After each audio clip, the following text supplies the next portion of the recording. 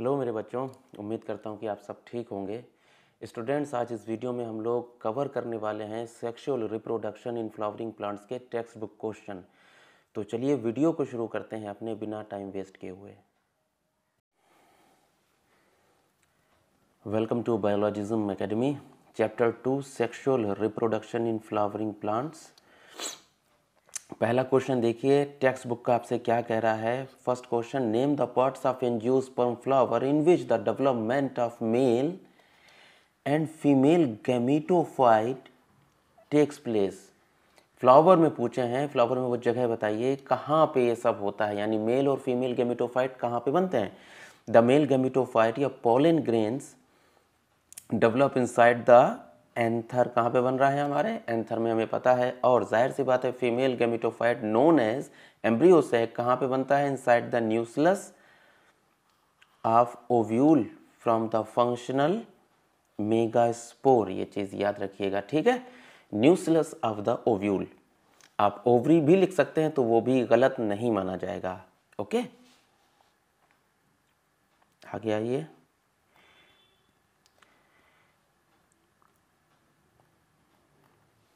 Question 2, differentiate between microsporogenesis and megasporogenesis. Which type of cell division occurs in these events? Name the structure formed at the end of these two event.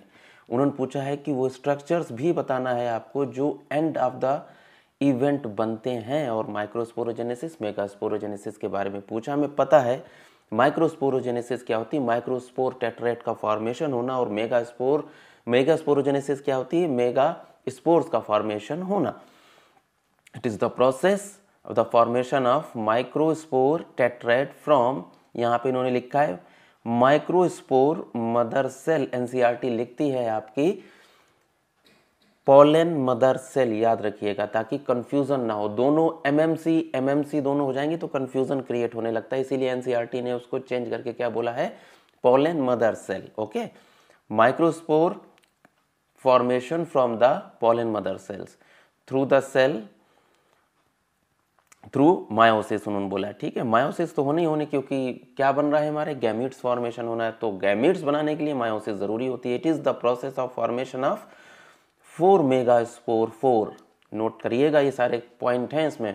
From megaspore mother cell in the region of nucleus से, कहां से, nucleus through meiosis। कितने बने हैं आपके, 4 megaspore बने हैं। It occurs inside the pollen sac of the anther। दूसरा point, it occurs inside the ovule। ये ओव्यूल के अंदर हो रही है ना।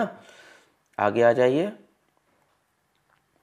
फिर दूसरी वाली बात जो उन्होंने कही थी क्वेश्चन में, both events involve the process of meiosis या रिडक्शन डिवीजन होता है उसमें। उन्होंने खुद ही क्वेश्चन पूछा ना कि कौन सा होता है। Which result the formation of haploid gametes, ये आप लिखना मत भूलिएगा, haploid gametes from the microspore and megaspore mother cell से, है ना। Microsporogenesis result the formation of haploid microspores from diploid megaspore या माइक्रोस्पोर मदर सेल। ये कीवर्ड है भाई आपके लिए, डिप्लॉइड। बेटा ये जरूर पूछते हैं, है ना, डिप्लॉइड है, हैप्लॉइड है। ये इस चैप्टर का सबसे ज्यादा इंपॉर्टेंट हिस्सा जो है, 1 या 2 नंबर में पूछा जाने वाला, अभी तक के एक्सपीरियंस से मैं बता रहा हूं, वो हमेशा जो है पोलाइड ही जरूर पूछने की कोशिश करते हैं, पूछते भी हैं। On the other hand megaspore result the formation of haploid megaspore from diploid megaspore mother cell से, है ना। आगे आ जाइए।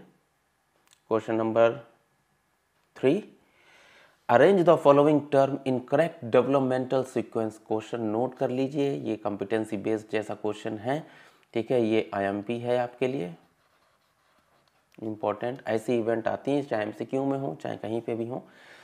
Pollen grains, sporogenous tissue, microspore tetrad, pollen mother cell and male gametes. Okay, answer है सबसे पहले आता है आपका स्पोरोजीनस टिश्यू, उसके बाद पोलन मदर सेल, उसके बाद माइक्रोस्पोर टेट्राइड बनता है, उसके बाद पोलन ग्रेन बन जाता है, फिर उसके बाद मेल गैमीट्स, है ना। During the development of microsporangium each cell of the sporogenous tissue act as a, कैसी करती है, पोलन मदर सेल की तरह बिहेव करती है। हर एक सेल किसकी, सारी सेल्स के पास एबिलिटी होती है पीएमसी बनने की, and give rise to the microspore tetrad containing the 4 haploid microspore by the process of meiosis। जैसे एंथर मैच्योर्स होगा, ठीक है, पोलन बनेंगे, वहां पे पोलन ग्रेन्स बन जाएंगे। These microspore dissociate develop into the pollen grain, the pollen grains mature and give rise to the male gametes बन जाता है। अब जरा बताइएगा मुझे कि पोलन के ऊपर कौन सी ऐसी कोटिंग होती है, कमेंट करके ज़रूर बताइएगा, जिसकी वजह से उसके अंदर रेजिस्टेंस पावर बहुत अच्छी खासी होती है। क्वेश्चन इंपॉर्टेंट है ये वाला जो मैंने कहा है, आपसे पूछते भी हैं।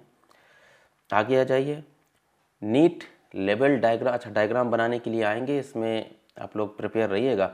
NEET level diagram describe the typical angiosperm, बहुत कई मरतबा पूछा है उन्होंने, है ना।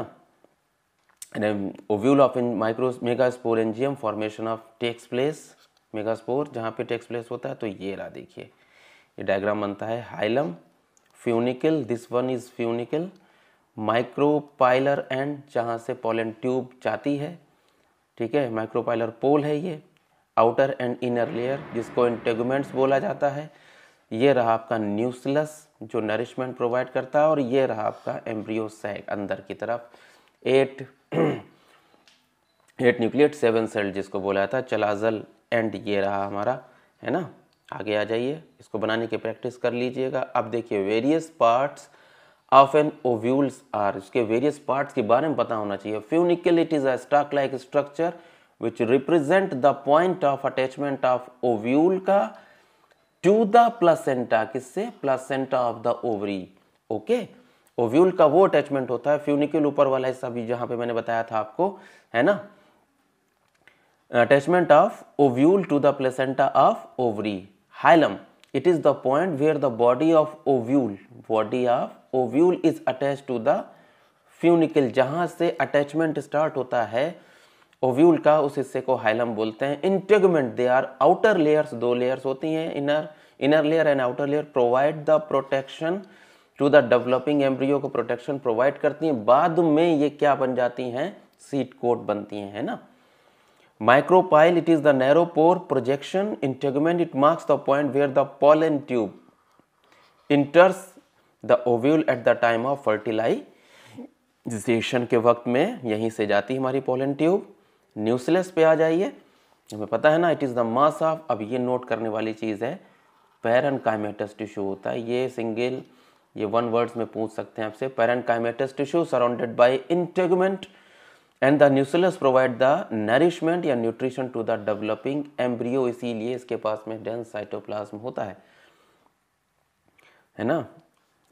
And the embryo sac is located inside the nucleus में ही रहता है। Chalazal and it is the basal part या solent part of the nucleus from where the integuments originate, क्या डेवलप होते हैं, आपके इंटेगुमेंट्स बनना ओरिजिनेट होते हैं। तो ये क्वेश्चन अपना कंप्लीट हुआ। इसके ये जो लास्ट के जो कीवर्ड्स हैं, ये ज़रूर इनके फंक्शंस पता होना बहुत इंपॉर्टेंट है। ये चैप्टर ही दोनों, यानी अपना जो रिप्रोडक्शन है वो आपका डायग्राम बेस्ड रहता है, हमेशा डायग्राम बेस्ड रहता है। What is meant by monosporic development, बहुत मरतबा आया है question. Monosporic development of female gametophyte, जब भी, ठीक है, एक आपकी सिंगल फंक्शनल मेगास्पोर से जब डेवलपमेंट होता है उसको बोलते हैं, फीमेल गैमेटोफाइट जब बनता है सिर्फ एक मेगास्पोर मदर सेल से बनेगा तो वो मोनोस्पोरिक डेवलपमेंट है ना। Female gametophyte embryo sac develops from single functional megaspore, 4 बनती हैं, 4 में से 3 डीजनरेट हो जाती हैं, 1 फंक्शनल हो जाती है, याद आया। This is known as monosporic development of the female gametophyte in most of flowering plants. The MMC present at the micropylar end के ऊपर या माइक्रोपाइलर पोल के ऊपर मौजूद होती है। Of the nucleus region of the ovule undergoes meiotic division to produce the 4 haploid megaspore, है ना। And later out of this 4 only 1 is functional, बाकी 3 जो होते हैं वो क्या हो जाते हैं, आपके डीजनरेट हो जाते हैं, है ना। आगे आ जाइए, 6 क्वेश्चन है अपना। विद नीट लेवल डायग्राम बनाना है आपको। 7 सेल्ड नीट डायग्राम एक्सप्लेन पूछा उन्होंने बेटा, ठीक है, ये लॉन्ग आंसर में रहता है। 7 sailed 8 nucleus nature of the female gametophyte, ये भी बहुत इंपॉर्टेंट क्वेश्चन है, हर साल तो ये होता ही होता है कुछ ना कुछ इससे। तो ये वाला बनना है, ये वाला तो उसमें नहीं लगा हुआ था, ये मैंने लगा दिया ताकि आपको कंफ्यूजन ना हो। देखिए यहाँ पे, ठीक है, आपके जो न्यूक्लियस होते हैं वो यहाँ पे फ्री न्यूक्लियर डिवीजन हो करके 8 न्यूक्लियर डिवीजन बनेगा, और 8 न्यूक्लियर डिवीजन होने के बाद हर एक न्यूक्लियस अपने अपने आसपास एक सेल डेवलप कर लेगा, एक सेल बन जाएगी, 2 सिनर्जिड्स बन जाएंगे आपके, बाकी एंटीपोडल सेल्स 3 बन जाएंगे, और ना एक सेंट्रल सेल बीच में रहती है आपकी, 2 न्यूक्लियस वहां पे होते हैं, which takes part in the double fertilization which is the characteristics event of sexual reproduction in flowering plant. अब देखिए कीवर्ड्स जो लिखना होते हैं वो ये सारी बातें आपको बतानी हो जाती हैं आंसर में। The female gametophyte develop from single functional megaspore, पहला पॉइंट, और अच्छा पॉइंट वाइज रहेंगे। This megaspore undergoes 3 successive mitotic division, कितने, अब ये नोट कर लीजिएगा, 3 सक्सेसिव माइटोटिक डिवीजन, ये बड़ा, 1 से 2, 2 से 4, 4 से 8, कितने हुए, 3 ही तो हुए, 1 से 2, 2 से 4 और 4 से 8, तो 3 सक्सेसिव कितने डिवीजन हुए, क्वेश्चन पूछ दिया था एक बार, 3 successive mitotic division to form the 8 nucleus. उन्होंने यही पूछा था कि 8 न्यूक्लिएट एम्ब्रियो सेक बनाने के लिए कितने डिवीजन्स की जरूरत पड़ती है ना। तो ये बहुत ही इंपॉर्टेंट पॉइंट है जो कि आपको बताना रहता है अपने आंसर में। The first mitotic division in the megaspore divide 2 nuclei, 1 nucleus moves toward the micropylar end के ऊपर पहुंच जाएगा, while the other nucleus moves toward the chalazal end के ऊपर। These nuclei divides at their respective ends and redivide to form the 8 nucleate stages. लगातार आप अलग अलग पॉइंट में भी बता सकते हैं हर एक स्टेज को, ये ज्यादा बेहतर है। As a result there are 4 nuclei at each at both ends and micropolar end at the chalazal end, embryo sac के ऊपर 8 बन जाते हैं ऊपर, है ना, देख लीजिए, ये रहा आपका चलाजल एंड्स। यहाँ पे तो कोई मेंशन नहीं है, यहाँ पे एंटीपोडल ये लोग बता रहे हैं, तो ये वाला मान लेते हैं ना अपन, ये वाला this one and this one, 8 आ गए, देखिए हैं। As a result, there are 4 nuclei at the both end, micropolar end. Out of 4 nuclei, only 3 differentiate, 2 into the 2 synergids and 1 axle. ये पॉइंट आपको बताना रहेगा मेरे बच्चों। Together they are known as the egg apparatus. हाँ, ये भी चीज नोट कर लीजिए, इनको एक साथ क्या बोला जाता है, एग एपारेटस। बच्चे क्या करते हैं, सिर्फ एग के बारे में लिख के चलाते हैं। एग एपारेटस पूछा तो 2 सिनर्जिड्स बतानी और 1 एक्सेल बतानी है आपको, that is the egg apparatus. Similarly chalazal end out of 4 nuclei differentiate as a antipodals, out of 4 differentiate हो जाती है उसमें एंटीपोडल सेल्स में। Remaining 2 at the micropolar end chalazal end moves toward the centre की तरफ move होती हैं और वो बनाती हैं आपकी polar nuclei which are situated at the large central cell, बीचों बीच सेल में सिच्यूट होता है वो। Hence at maturity the female gametophyte appears as 7-celled structure and 8 nucleate। Okay, तो ये कीवर्ड्स हैं जो भी मैंने हाईलाइट किए हैं आपको, ये आपको अपने आंसर में देने होंगे, और ये मैक्सिमम 5 मार्क्स से नीचे बात नहीं करता है क्वेश्चन, क्योंकि डायग्राम बनाना रहता है ना आपको। अगला आ जाइए, here we go. 7th question पे अपन है, ये इंपॉर्टेंट वाटर। हमने कहा ना कि अगर कोई इंसान टेक्स्ट बुक के क्वेश्चन और एग्जाम्पलर पढ़ के भी चला जाएगा तब भी वो 50 नंबर का पेपर करके आएगा आराम से, है ना, क्योंकि वो सब कुछ इसी में तो निचोड़ होता है। What are the chasmogamous flower, cross pollination occur in cleistogamous flower, can cross pollination क्या हो सकता है, give reasons to support your answer, है ना। 2 तरीके के फ्लावर बनते हैं, कौन सी 2 स्पीशीज हैं वो इंपॉर्टेंट है आपके लिए, ये रही ऑक्जेलिस एंड वियोला। चेस्मोगेमस और क्लिस्टोगेमस दोनों तरीके के फ्लावर बनाती है। चेस्मोगेमस जो होता है वो आपका नॉर्मल फ्लावर होता है जैसे कि बाकी सभी हैं, लेकिन क्लिस्टोगेमस जो होते हैं वो पूरी तरीके से बंद होते हैं, है ना। Chasmogamous flower expose to the anther and stigma similar to the normal flowers की तरह रहते हैं, तो कोई बात नहीं। लेकिन cross pollination can not occur in cleistogamous flower, कतई नहीं हो सकता है आपका उसमें, क्योंकि वो पूरी तरीके से क्लोज्ड होते हैं। This is because Clistogamous flowers never open at all and also anther and stigma lie close to each other and there is a complete chance of fertilization, बहुत करीब रहते हैं, वहां पे सेल्फ पॉलिनेशन के चांसेस 101% होते ही होते हैं। Hence only self pollination is possible in this flower. इसीलिए एनसीईआरटी का एक और मैंने पॉइंट उठा लिया है आपके लिए, cleistogamous flower produce the assured seed set even in the absence of pollinator. Question पूछते हैं कि यह पॉलिनेशन कब नहीं होगा या पॉलिनेटर्स की मौजूदगी नहीं है, अब कौन से वाले फ्लावर्स जो होंगे वो रिप्रोड्यूस हो सकते हैं। बड़ा घुमा देते हैं ना, तो आपको पता होना चाहिए क्लिस्टोगेमस फ्लावर्स जो हैं वो पूरी तरीके से बंद होते हैं और वो आराम से रिप्रोडक्शन कर लेते हैं। एक और ये इसके ऊपर मैं दांव फिर से खेलने जा रहा हूं मेरे बच्चों, ये आउटब्रीडिंग डिवाइस को मत छोड़ करके जाइएगा, ठीक है। ये आते ही आते हैं, कोई भी तरीका हो सकता है, किसी भी सेट में होंगे, लेकिन ये होंगे, है ना।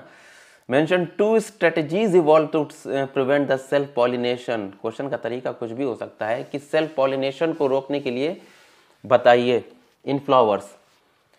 Self pollination involve the transfer of pollen from the stamens to the pistil of the same flower. 2 strategies have been. अच्छा, ये सेल्फ पॉलिनेशन को रोका क्यों जा रहा है, क्यों इतनी स्ट्रेटजीज प्लांट ने डेवलप कर ली अपने अंदर? क्या कोई इसका बेहतर जवाब मुझे कमेंट्स करके बता सकता है कि why there is a prevention, है ना, क्यों प्रिवेंशन है सेल्फ पॉलिनेशन का? 2 पॉइंट हैं, कीवर्ड्स आपको पता है ना। Number 1, in certain plants stigma of the flower, ठीक है, हैज द कैपेबिलिटी। अच्छा, ये हैज द लिखा हुआ है, ठीक है, वो एक स्पेस नहीं हो पाया। Has the capability to prevent the germination of pollen grains and hence prevent the growth of the pollen tube. एक तो ये तरीका है। It is the genetic mechanism to prevent the self pollination is called self incompatibility. सबसे पहला important होता है। अच्छा, सेल्फ इनकम्पेटेबिलिटी जो होती है, पॉलिनेशन भी अगर खुदा ना खास्ता हो गया, ये जेनेटिक मैकेनिज्म है। एनसीबीआई की मैं पूरा आर्टिकल आपको बता रहा हूं कि एनसीबीआई के आर्टिकल में क्या लिखा हुआ है कि सेल्फ इनकम्पेटेबल जो फ्लावर्स होते हैं, है ना, वो क्या करते हैं कि उसमें जेनेटिक मैकेनिज्म की जो बात आई है उसमें ये बात आई है कि फर्टिलाइजेशन नहीं होगा, यानी जाइगोट का फॉर्मेशन नहीं होता है। पॉलन ट्यूब जर्मिनेशन वगैरह कुछ फ्लावर या कुछ स्पीशीज में होता है, बट लेकिन जाइगोट का फॉर्मेशन उसमें नहीं होता है। यहाँ पे जेनेटिक मैकेनिज्म आती है, यानी जीन्स ऐसे होते हैं, दे प्रिवेंट, वो प्रिवेंट कर देते हैं, रोक देते हैं जाइगोट फॉर्मेशन को। ओके, इनकम्पेटेबिलिटी में भी between the individual of the same species हो सकती है या डिफरेंट इंडिविजुअल के बीच में भी हो सकता है। Thus incompatibility prevents the breeding, breeding को रोकती है ये। Some plants gynoecium matures before the androecium, या वाइस वर्सा भी हो सकता है ना। This phenomenon is known as protogyny. इस चीज को नोट कर लीजिएगा, प्रोटोगाइनी या प्रोटेंड्री इसको बोला जाता है रिस्पेक्टिवली। हालांकि एनसीईआरटी ने सीधी सीधी लाइन लिख दी, मैंने टर्म यूज कर लिए यहाँ पे, जो इसके लिए बेहतर टर्म होता है, हो सकता है नीट में आ जाए।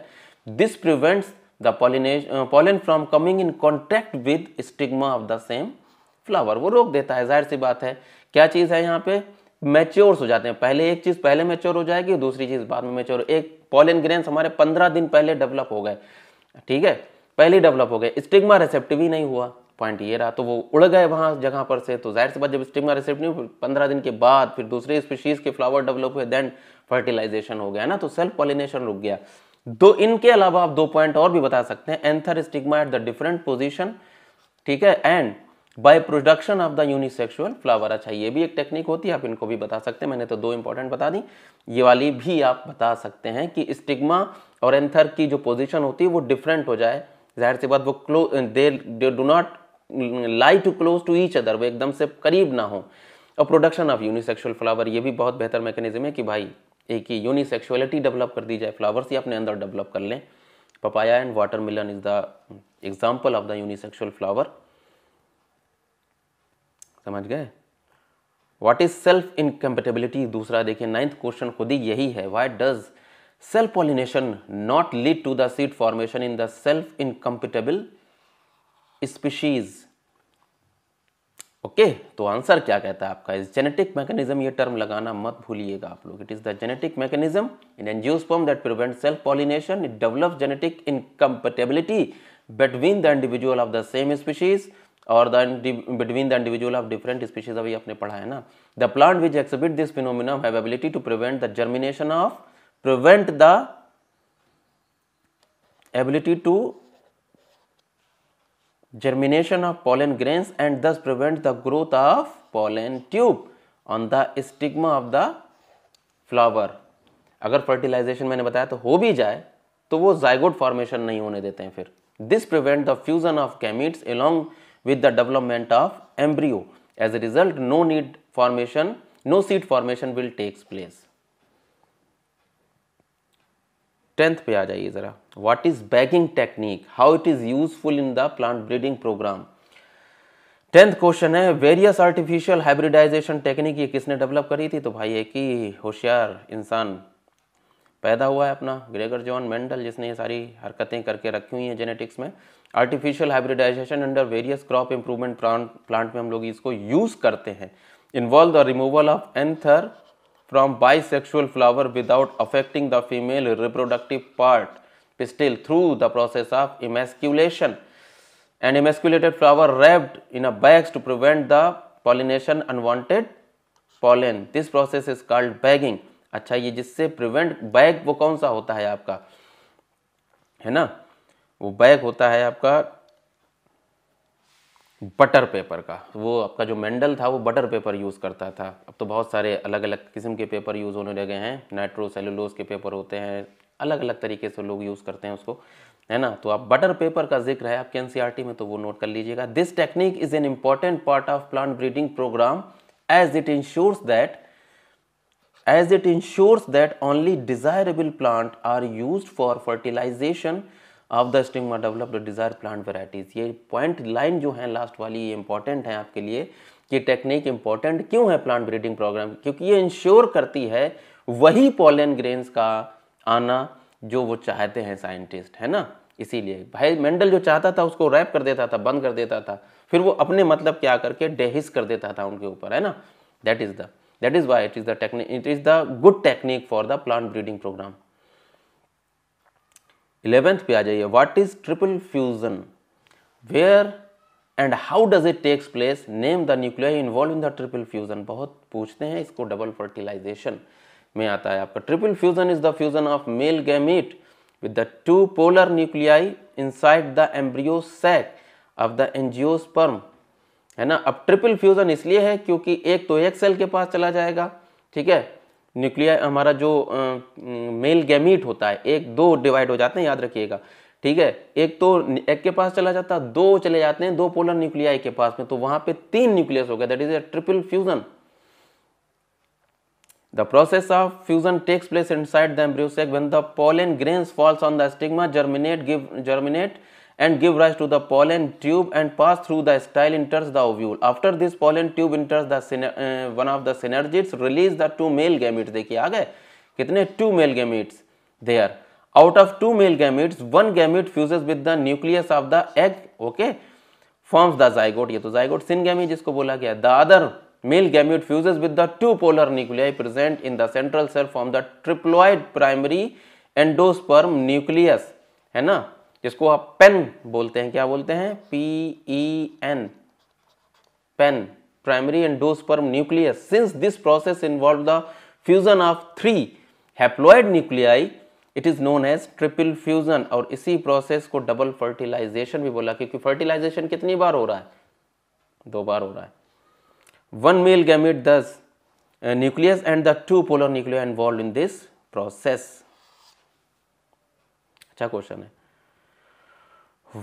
Why do you think the zygote is dormant for some time in a fertilized ovule? zygote क्यों dormant हो जाता है? zygote dormant क्यों होता है fertilized ovule के अंदर कुछ टाइम के लिए? zygote is formed by the fusion of male and female nucleus in the egg cell. बना कैसे है? मेल और फीमेल गैमेट के फ्यूजन से, है ना. zygote remains dormant for some time and wait for the endosperm के डेवलपमेंट के लिए, endosperm to form which develop from the primary endosperm cell resulting from triple fusion से जो बनी थी. सेंट्रल सेल जो थी ना, अब वो प्राइमरी एंडोस्पर्म बनने लग जाएगी. एंडोस्पर्म क्या प्रोवाइड करता है? Endosperm provide the food, noted, food from the growing embryo and after formation of the endosperm further the development of the embryo from the zygote start. जब तक ये ऐसा नहीं होगा जब तक कि जाइगोट चुपचाप रहता है, लेकिन जैसे ही डेवलपमेंट हो गया एंडोस्पर्म का, तुरंत का तुरंत जाइगोट अपनी प्रोसेस ऑन कर देता है एम्ब्रियो फॉर्मेशन की। ठीक है, डिफ्रेंशिएट बिटवीन, अब ये इंपॉर्टेंट है भाई, इसमें मैं जुआ खेलने वाला हूं इस चीज के ऊपर। ठीक है, ये इंपॉर्टेंट हिस्सा है, ये कठिन अगर गए तो वो यहां पहुंचेंगे जाकर के। हाइपोकोटाइल एंड एपिकोटाइल में, कोलियोप्टाइल एंड कोलोराइजा में, इंटेगुमेंट एंड टेस्टा में, पेरिस्पर्म एंड पेरिकार्प में। ये डिफरेंस पूछा गया है जो कि इंपॉर्टेंट हिस्सा है। देखिए अब आ जाइए, इसके नोट्स ये जो है ये पूरी आप लोग डाउनलोड कर लीजिएगा, मैंने डिस्क्रिप्शन में लिंक दे रखा है पीडीएफ ड्राइव का, ओके, ताकि आपको आसानी हो जाए पढ़ने में। Hypocotyl, the portion of the embryonal axis which lies below the cotyledon in a dicot embryo is known as hypocotyle। क्या कहलाती है? हाइपोकोटाइल। और दूसरा epicotyl, the portion of embryonal axis which lies above the cotyledon in a dicot embryo is known as epicotyl. ऊपर वाला हिस्सा और नीचे वाला हिस्सा, नीचे वाला हिस्सा हाइपो है, ऊपर वाला AP. It terminates the radical, क्या टर्मिनेट्स करती है? Radical. It terminates the plumule, radical और प्लूम्यूल बनाने का काम इनके हाथ में होता है, यहीं से जर्मिनेशन होता है। अब आता है coleoptile and coleorhiza. It is the conical protective sheath, क्या है भैया? Protective sheath that encloses the plumule. किसको इनक्लोज कर रही है? प्लूम्यूल को, in a monocot seed. It is an undifferentiated sheath that encloses the radicle at the end the root cap in a monocot seed के अंदर, है ना। Integument पे आ जाइए तो पता है, it is the outermost covering of an ovule, it provide the protection to it. It is the outermost covering of seed, testa इसी को बोला जाता है ना, ये सीड की है, समझ गए। Perisperm, it is the residual न्यूसिलस which persist, बचा हुआ जितना भी न्यूसिलस का पार्ट होता है उसको बोलते हैं पेरिस्पर्म, है ना। It is present in some seeds such as beet and black pepper, note कर लेना इस चीज को, ये बहुत पूछते हैं। Pericarp, it is the ripened wall of fruit, okay, which develop from the wall of an ovary. Ovary fertilize जो ओव्यूल होगा उसके बाद ओवरी का कंप्लीटली अपने आप को डिफरेंशिएट करना स्टार्ट करती है ना। ओवरी के जो वॉल होती है, राइपेंड वॉल ऑफ फ्रूट ना, ओवरी किस में डेवलप हो जाती है? Ovary develops into the fruit. ये इंपॉर्टेंट हिस्सा था तो इसको नोट कर लीजिएगा। Why is the apple is called the false fruit? Which part of flower forms the fruit? दो तरीके के अपने पास में है, true fruits and false fruit. True fruits वो होते हैं जो कंप्लीटली आपकी ओवरी से बनते हैं, और फॉल्स फ्रूट वो होते हैं जिसमें फ्लावर्स का दूसरा हिस्सा भी टेक पार्ट करता है फ्रूट फॉर्मेशन में। थैलामस हो गया, है ना, एंड थैलामस हो गया, एसेसरी दूसरे बर्ड्स हो गए, फ्लोरल पार्ट्स कोई भी टेक पार्ट कर सकता है। Fruits derive from the ovary and the other accessory part are called the false fruit. The contrary, true fruits are those fruits which develop from the only ovary। true fruits होते हैं but do not consist of the thalamus or any floral part, कोई भी दूसरा floral part ना हो। In an apple, the fleshy receptacle जो होता है, main edible part, हम लोग क्या खाते हैं? उसका receptacle खाते हैं, है ना, hence it is the false fruit। इसका डायग्राम बना हुआ है NCERT में, तो एक बार देख लीजिएगा, ठीक है। 15th पे आ जाइए।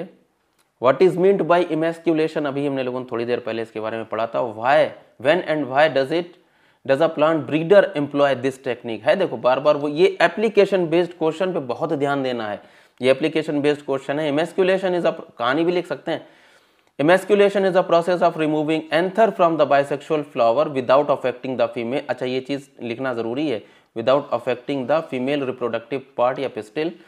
वेरियस प्लांट हाइब्रिडाइजेशन टेक्निक में the emasculation perform by the plant breeder bisexual to obtain the desired variety of plant. हम जो चाहेंगे वही, तो उसको कट कर दिया फ्लावर्स का एंथर। अब आप अपने हिसाब के एंथर उसमें जाकर के डेज करने वाले ना, pollen grains.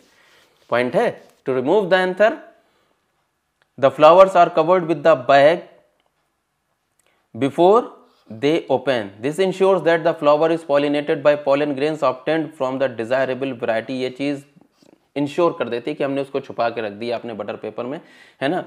Letter the mature viable stored pollen are dusted and on the bagged stigma के ऊपर by the breeders, allow the pollination to takes place and obtain the desirable plant variety. Okay, एक flower है आपके पास में जिसमें आपने उसके anther हटा दिए हैं। एक सपोज कर लीजिए कि आपके पास में लाल गुलाब है ठीक है, आप उसमें बहुत सारे और वैरायटी उसको डार्क रेड करना चाहते हैं अच्छी तरीके से, तो आपके पास में डार्क रेड वाली वैरायटी के पॉलेंस हैं, है ना। और आपकी जो पिंक बोल सकते हो, एक पिंक गुलाब भी होता है ना, उसके ऊपर आपने डस्ट कर दिया, फिर देखा कि रिजल्ट क्या होने वाला है, और अगर आपको मिल गया है ना, तो आपने बीच का एक प्लांट बना लिया, या जो भी चाहा, उसमें खुशबू थी, उसमें खुशबू नहीं थी, किसी रेड वाले में खुशबू थी, पिंक वाले में नहीं थी, तो आपने रेड वाले से खुशबू ट्रांसफर कर दी पिंक वाले में बाय दिस प्रोसेस। अब क्लियर है थोड़ा थोड़ा, ये टेक्निक्स लगाते हैं हम लोग, डिजायरेबल ट्रेट्स ढूंढते रहते हैं लगातार कि हाँ भैया इसमें ये चीज़ अच्छी, ये अमरूद मीठा है, ये सेब खट्टा है, एंड सो ऑन। तो इस तरीके से हम लोग करते रहते हैं। प्लांट ब्रीडर्स का यही काम होता है। अच्छी फील्ड है, आप लोग इस पर ट्राई कर सकते हैं। If one can induce parthenocarpy through the application of growth substances, which fruit would you select to induce the parthenocarpy and why? अगर ये भी एप्लीकेशन बेस्ड क्वेश्चन है, 16th वाला है ना। Parthenocarpy is the process of developing fruit without involving the fertilization या seed formation, उसमें नहीं होता है parthenocarpy. Seedless varieties economically important fruit such as orange है हमारे पास में लेमन है, हमारे पास में वाटरमेलन है, और प्रोड्यूस यूजिंग दिस टेक्निक। मैंने देखा था इसको, वाटरमेलन था उसके अंदर बीज ही नहीं थे, ठीक है। This techniques involve the inducing the fruit formation by the application plant growth hormones, है ना, auxin, gibberellins, cytokinins such as auxin. याद कर लीजिएगा इसको, अच्छा क्वेश्चन है। Explain the role of tapetum in the formation of pollen grain wall. देखिए अच्छा question. Tapetum is the outer innermost layer of microsporangium. किसकी? टेप्टम किसकी? अंदर की लेयर होती है ना। It provides the nourishment to the developing pollen grains during microsporogenesis. The cells of tapetum produce various enzymes, hormones, amino acids and other nutritious material required for the development of pollen grains, है ना। It is also produce exine layer and pollen grain of the pollen grains which composed of sporopollenin। किसकी बनी हुई होती है? Sporopollenin की। बहुत ही अच्छा क्वेश्चन है, इसको आप लोग एक बार याद कर लीजिएगा जरूर।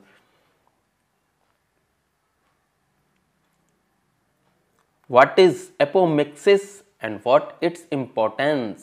जितने भी लगातार ये 3-4 जो क्वेश्चन आए हैं 16, 17, 18, है ना, ये बहुत ज्यादा इंपॉर्टेंट है। इनसे घुमा फिरा करके क्वेश्चन आपका बोर्ड में इंशाल्लाह आपको जरूर मिलने वाला है। एपोमिक्सिस क्या होता है? अब पार्थेनोकार्पी का just opposite. Apomixis the formation of seed production है। उसमें फ्रूट प्रोडक्शन था, इसमें सीड प्रोडक्शन है। बच्चे उल्टा लिख देते हैं कभी कभी। Without involving the process of meiosis and syngamy. ना सिनगेमी होगी, ना फर्टिलाइजेशन होगा, ना meiosis. It plays an important role in a hybrid seed production में। The method of producing hybrid seeds by cultivation is a very expensive for farmers. अब ये important हिस्सा है यहाँ से। Also by sowing hybrid seed it is difficult to maintain hybrid character such as segregate as the character segregate during meiosis. हम बार बार hybrid seed को नहीं लगा सकते, पता है ना ये बात। हमारे किसान जो होते हैं, हम लोग खुद एक किसान हैं, हम लोग को पता है कि बार बार हम लोग को हाइब्रिड सीड खरीदने की जरूरत पड़ती है। और क्यों? क्योंकि आप एक ही बार उनको लगा सकते हैं, लेकिन एपोमिक्सिस में ऐसा नहीं है।